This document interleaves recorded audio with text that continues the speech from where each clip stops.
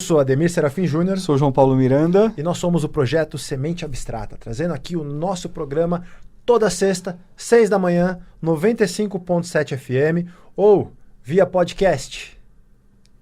www.radiomundial.com.br. E se você está assistindo isso aqui via vídeo, você está vendo no YouTube. Então, se você não conseguir acompanhar ao vivo, se você não conseguir acompanhar direto pela rádio, tem outras formas de você ver novamente ou de acompanhar o programa que você perdeu.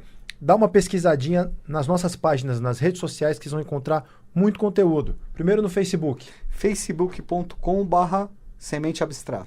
No YouTube. youtube.com/Semente Abstrata. E no Instagram. Instagram, @Semente Abstrata. E qualquer outra coisa, você tem a dúvida, tem uma crítica, tem uma sugestão, quer trocar uma ideia com a gente, manda um e-mail para sementeabstrata@gmail.com. Certo? Certinho. Ô, João, feliz ano novo, né? Feliz ano novo. Feliz ano novo. Feliz ano novo. Nós vamos... Feliz ano novo para os nossos ouvintes. Para todos vocês. Telespectadores. Que tenhamos muitas conversas produtivas esse ano, né?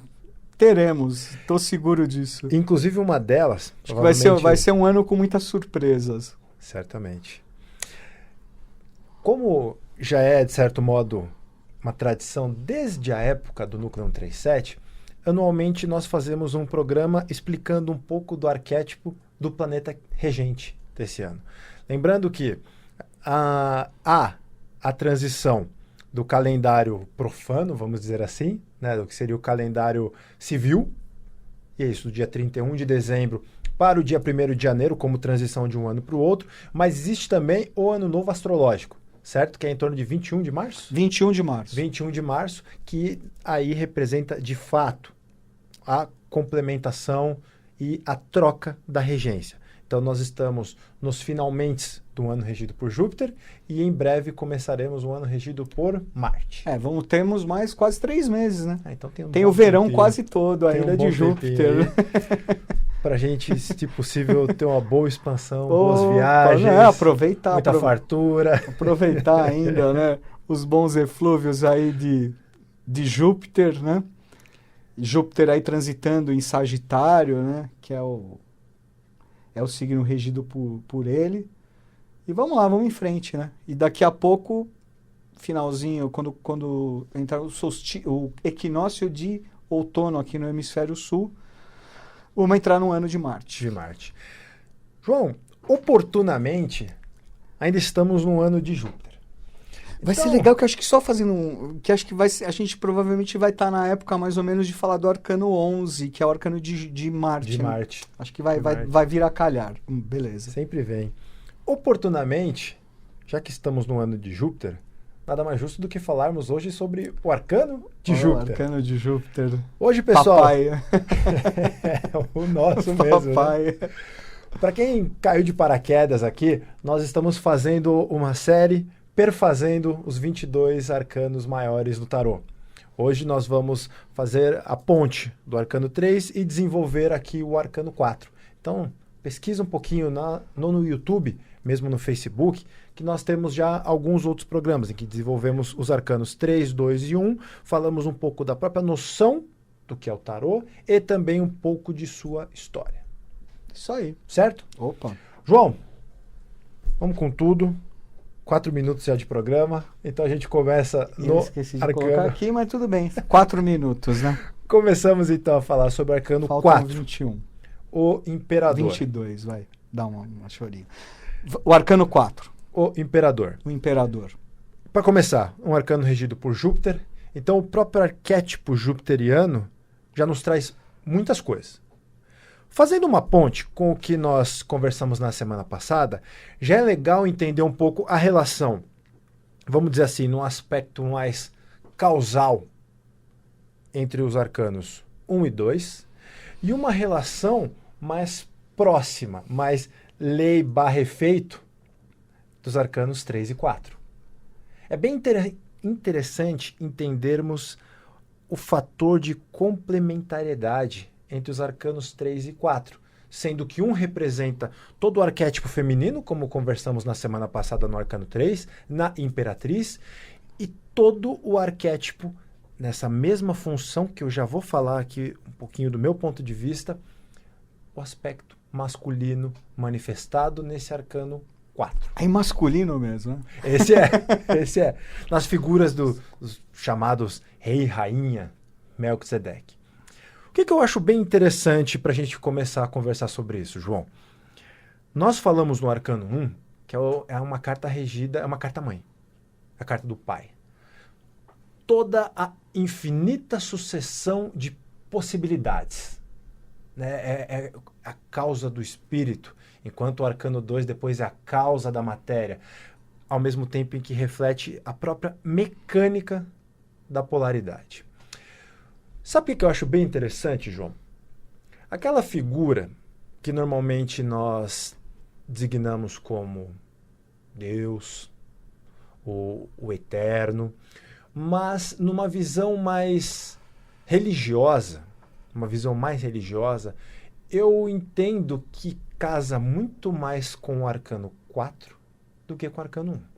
Ah, sem dúvida. Quando a gente conversa com as turmas do Peregrino, nós tentamos desconstruir aquela figura. Quando a gente vai falar do eterno, do imperecível, do oceano sem praias, aí nós estamos falando do arcano 1. Ou seja, como a consciência que, por uma construção mental, desenrola aí 22 figuras, 22 processos para construir um universo. Mas especificamente, aí aquela figura mais antropomorfizada da divindade, aquela consciência que rege, por exemplo, aqui a Terra, entendo eu que nós estamos falando do arcano 4. É a própria ideia do Adam Kadmon, né? E do Adam Heavy. Ou seja, aquela consciência que ciclicamente cuida do processo atualmente aqui quaternário. É bem interessante até quando a gente pensa arcano 4, Júpiter, nós estamos falando também de Zeus.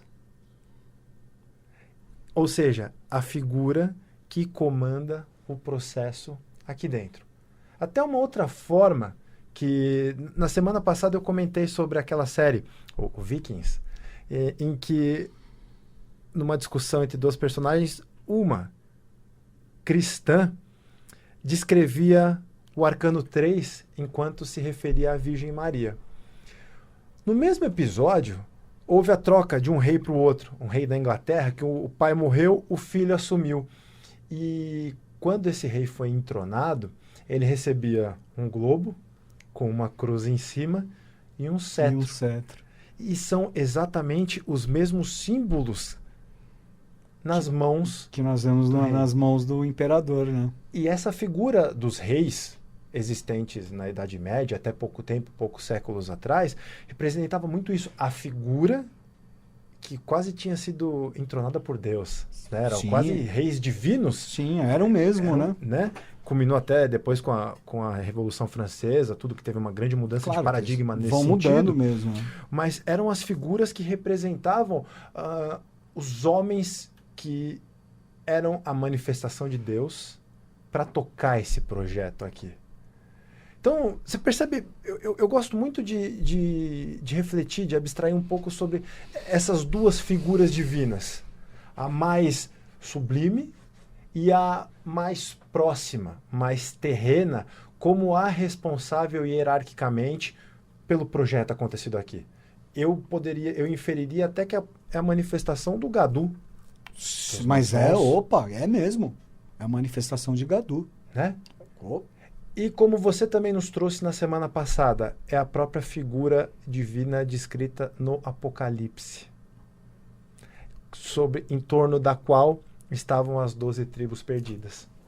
Lembra quando a gente conversou sobre isso? Lembro sim. As 12 tribos de Israel, as 10 tribos perdidas de Israel.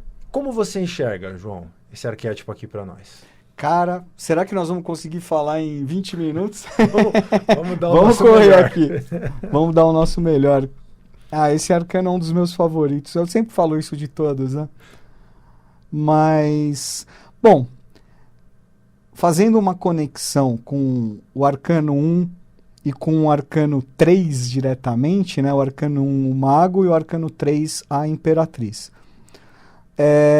Com o arcano 1, como você bem disse, Ademir, o arcano 1 representa o oceano sem praias, representa o Adam Kadmon, né? Representa o incognoscível, o eterno. Uhum.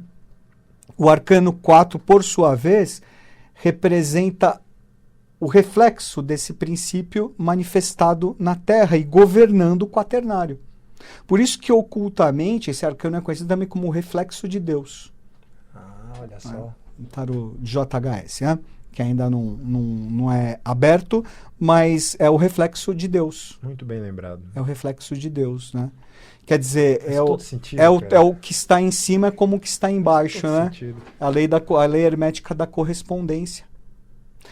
Por outro lado, nós estamos falando do arcano 3. O arcano 3 é o princípio feminino superior, é a Lamirá, é a rainha de Melquisedeque, é a geradora.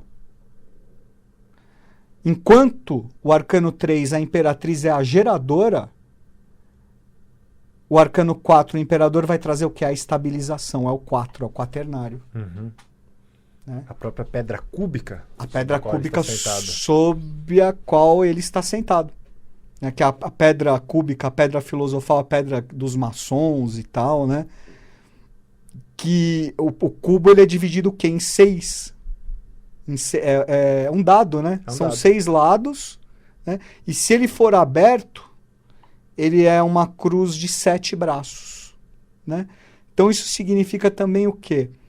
Que Júpiter, na teosofia, na cosmogênese, ele é o 7º sistema evolutivo, né? Ele é o ômega. Enquanto Saturno é o alfa, ele é o ômega, né? Então ele é o 7º, só que ele está em função aqui, nós estamos no 4º sistema, no quaternário, então ele é o arcano 4, certo? Uhum. E ele está sentado sobre a pedra cúbica, que é um cubo, dividido em 6 lados, porque ele também representa o quê? O 6º princípio, que é Micael, Aquibel, que é quem está no comando. Aquibel é a consciência que representa o rei do mundo, o rei de Melquisedeque. Sim. Né? Então, ao mesmo tempo, se fala na Bíblia, né, no Antigo Testamento, em Gênesis, e no Novo Testamento se fala na Epístola de Paulo aos Hebreus, e também no Salmo 109 ou 110, dependendo da Bíblia.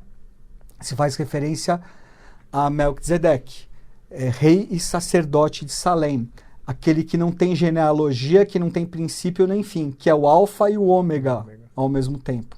Então ele quer dizer, ele é o eterno na função aqui, como você bem trouxe, de função de governar o rei do mundo, de governo do mundo. Do mundo. É o imperador do mundo. Deixa eu fazer uma analogia para ver se eu consigo descrever um pouco melhor isso que nós estamos colocando para o pessoal que nos acompanha. Eu gosto da ideia de imaginar o seguinte, uma empresa. Vamos falar aqui, por exemplo, a Rádio Mundial, certo? A empresa aqui e tal, que tem CNPJ, tudo bonitinho. O que é a Rádio Mundial? É uma microprojeção, por exemplo, de um universo manifestado, com infinitas sucessões de possibilidades dentro da proposta desse projeto. Esse é o Arcano 1. Ou seja, o Arcano 1 é a Rádio Mundial. Uhum. É aquele que existe sem existir. Porque você está conversando com uma pessoa da Rádio Mundial? Você está conversando com Deus? Uhum. Não. Você está conversando com a Rádio Mundial? Sim e não. É uma abstração. É uma né? abstração. Uhum. Você está aqui no estúdio da Rádio Mundial? Você está em contato com esse arquétipo? Sim e não. Enquanto o Arcano 4 é, por exemplo, o CEO desse projeto, o presidente dessa proposta. Então, ele é, de certo modo, a personificação da consciência que comanda esse processo. Ele, de certo modo, é uma projeção, como você colocou, com algumas limitações, para que consiga tocar essa etapa aqui. Mas ele é, vamos dizer assim, o ápice da hierarquia daquele organograma. Então, de certo modo, ele é o que teria a maior quantidade de experiências e de noção da mecânica que rege aqui esse processo. Tanto que é ele que dá as diretrizes. É daí que surgem os pramantas, né, as tônicas dos processos evolutivos que se alternam ciclicamente. Enquanto o outro é aquele que... Eu gosto muito dessa expressão, o que existe sem existir. Uma infinita sucessão de possibilidades. Aí as realizações, as manifestações dessas possibilidades, aí é outra consciência que toca. Sim, é isso aí. Fica mais claro? Fica, assim? fica mais claro, claro. E assim, o que é o rei? O que é um rei do mundo? O imperador? Ele é a síntese de tudo. Ele sintetiza todo o jogo quaternário. Né? Então se diz que o corpo físico de Melquisedeque é o próprio planeta Terra. Sim. Sua alma é a anima mundi. Todos nós fazemos parte de Melquisedeque. Né? Naquela questão da projeção do tulcuísmo. Tá? Ele é rei e sacerdote ao mesmo tempo. Ele é masculino e é feminino. Porque ele é imperador e ele é imperatriz. É o arcano 3 e o arcano 4. É a conexão direta que existe entre os dois. Tanto que né? dá pra Porque ver... a trindade e o quaternário. Sim. Tanto Nós que estamos gente... no terceiro trono e estamos no quaternário. Sim. Pode ver que nós encontramos o Sol e a Lua no peito dele. No peito dele. Representando esses dois grandes Ele tem princípios. os dois princípios, né? E aí a gente, depois, o detalhamento disso se dá pelo próprio arcano 3. Então é muito importante observar esses dois arcanos num aspecto de complementação mesmo. Direto. Absolutamente direta. Complementação direta. Um princípio feminino, outro princípio masculino. Se você faz a soma do arcano 3, 3 mais 4, você gera o quê? O 7, que é o número da evolução. 7, o carro. O carro, o vitorioso, né? Se você multiplica 3 vezes 4, você chega ao 12, que são as 12 estrelas que estão sobre a cabeça da imperatriz, a coroa da imperatriz. São as 12 constelações zodiacais, né? O sagrado número 12, né? O arcano 12, ou sacrificado, é o sacrifício dos avataras, né? Porque Melquisedeque, ele é o bijan dos avataras. Todos os avataras provêm de Melquisedeque. Essa é a ideia de síntese, né? Exatamente. Né? E o arcano 12, nós vamos falar dele com bastante detalhe, ele representa o quê? O avatara crucificado na matéria. Né? E se nós trouxermos a ideia da cruz, a cruz representa o quê? Um quaternário. Sim. Né? Um quaternário. E todo o seu jogo de conexões. Então são os 4 elementos da alquimia, da astrologia, o fogo, o ar, a terra e a água, né? Os 4 pontos cardeais, o norte, sul, leste, oeste. Os 4 naipes dos arcanos menores é o bastão, a taça, a espada e a moeda, o ouros. Enfim, né? Os 4, Melquisedeque, ele se manifesta através de 4 consciências que dirigem a evolução, gerando a própria cruz do Pramanta, que é o Manu, o Yama, o Karuna e o Astarô, fazendo a conexão também com os poderes, né?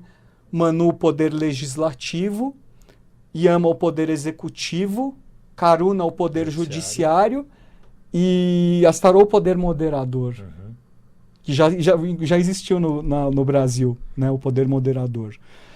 Então, ele representa, o arcano 4 representa todo esse jogo, representa todo o quaternário, representa toda a estabilidade. Se você quer saber, até perguntaram também, fizeram um questionamento nos comentários lá, acho que no YouTube, falando assim, pô, vocês não estão falando da parte divinatória, né?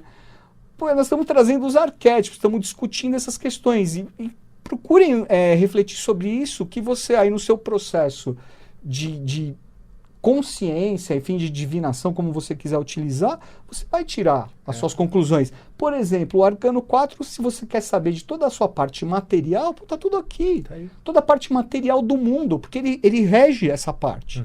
Você vê, é o número 4. Sim. O número 4 que os numerólogos costumam não gostar muito, né? Falar que é um número de azar. Porra, o número de Melquisedeque, poxa vida. Representa todo o quaternário, representa toda a matéria. É o número mais material que existe. Eu queria muito endossar isso. O arcano mais material. O arcano de Júpiter, que é um expansor. Quer dizer, É um planeta... Da abundância mesmo. Que representa abundância, é o número 4. Né? É super importante endossar o que você comentou agora.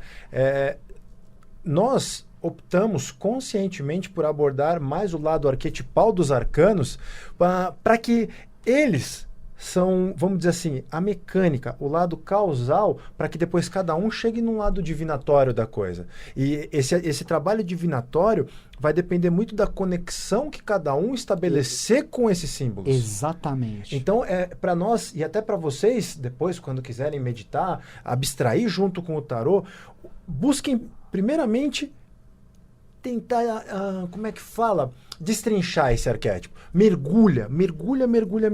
E depois as conexões surgem naturalmente. Certo?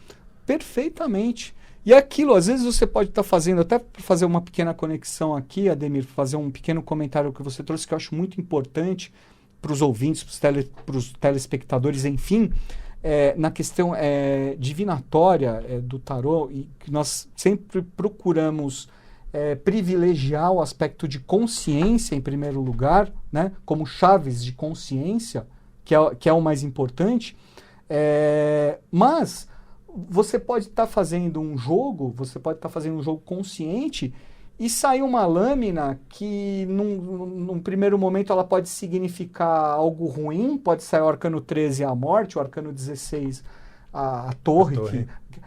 Que pode te trazer uma resposta de algo positivo. Sim. E às vezes você pode estar fazendo um jogo e sair o arcano 4, ou sair o arcano 19, o sol, e que, dependendo da circunstância, aquilo pode vir como sombra. Depende. Por quê? Porque como nós conversamos há exatos 14 dias, o arcano 2 reflete a mecânica da manifestação universal, se dá pela polaridade. Então, em cada um desses arcanos existe a própria manifestação da mecânica da polaridade. Então, ao mesmo tempo, que nós estamos falando aqui de Júpiter como um aspecto estabilizador, por outro lado, Júpiter também reflete a abundância. Ao mesmo tempo que, por um lado, como o João comentou, Júpiter é o ômega, no aspecto polarizador pode nos voltar até o alfa, Saturno. Ou seja, um aspecto mais rigoroso. Pode ser tirania, depende. E vejam dois outros arcanos que estão muitíssimo ligados a essa mecânica, que eu acredito que complementam a interpretação dele. Primeiro, o próprio arcano 13 que você acabou de comentar, fazendo a redução, 1 mais 3, 4. No 4. E nós vamos conversar oportunamente, é o arcano da mãe. E é um arcano que se resume muito bem num termo chamado transformação. Nós vamos conversar bem sobre isso. A grande mãe. Essa mecânica aqui de transformação. E um outro, e aí é legal a gente desde já comentar, o João e eu utilizamos uma interpretação mais teosófica, eubiótica, dos arcanos de Oswald Wirth. Então nós interpretamos o arcano 22 como o arcano do mundo, enquanto deixamos o arcano 21 como o louco. Que é o Shin. Que é o Shin, exatamente, é o arcano do filho. Sem número, né? O 22, como o mundo, também, o 2 mais 2 resulta no 4. No 4. E é exatamente a esfinge desvelada. O arcano 4 é a síntese dos arcanos maiores, dos mistérios maiores. Que é só quando os 4 aspectos que o João nos trouxe, os 4 elementos, os 4 pontos cardeais, os 4 senhores da evolução, os 4 reinos evolutivos, estiverem plenamente conscientes, é que nós resultamos na quinta coisa. É quando nós acessamos essa consciência aqui. É quando nós acessamos o princípio que você comentou com a gente na semana passada, a mente abstrata, o akasha. Sim. Ou seja, é quando nós vitalizamos tudo isso.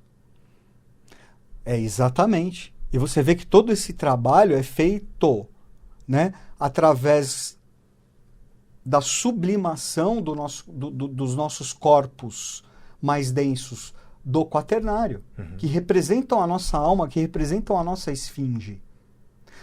Ele está sentado sobre um cubo e aqui existe o quê? Uma águia negra. Que representa que é um princípio alquímico. Um princípio alquímico. Você bem trouxe, Ademir, o arcano 13, que conectado ao 4 como transformador. a águia, ela representa esse princípio transformador na alquimia. Uhum. Nesse aspecto, nós podemos fazer a conexão de Júpiter, porque ele é Júpiter, ele é o senhor do Olimpo, né? Zeus, ele é Jeová. Por isso que você até falou, é o Deus no sentido mais que a gente consegue conceber um pouco melhor, Sim, né? sim, É sim, Jeová, sim. Jeová, Zeus, Júpiter, Jove, né? E ele, o Júpiter é o senhor do Olimpo, Zeus é o senhor do Olimpo, está lá no alto do Olimpo, só que existe uma projeção dele nos mundos subterrâneos, que é Plutão. Se chama Júpiter plutônico. Uhum. Plutão é um aspecto, é irmão dele, e é um aspecto do próprio Júpiter, Júpiter plutônico. É o senhor dos mundos quitônios, dos mundos interiores, dos mundos subterrâneos, que é o quê? E Plutão é o que? É o transformador. Sim. Plutão rege Escorpião, O arcano 14. o arcano 14, cujo aspecto superior, o aspecto transcendido do Escorpião é representado o quê? Pela águia, pela fênix. Pela Fênix. Então ele representa o renascimento, ele é o senhor também dos renascimentos e mortes. Por isso que no Oriente ele é chamado de Chakravarti. Chakravarti é o senhor da roda. O arcano 10. É o senhor da roda. Porque ele é o senhor dos nascimentos e mortes. E se nós fizermos uma conexão, vamos abstrair mais um pouco, né?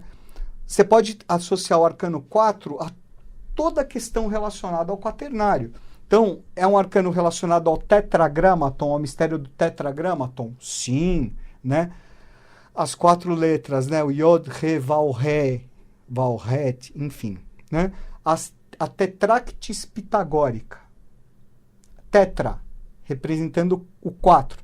E porque a tetractis pitagórica, ela representa aquele triângulo, né?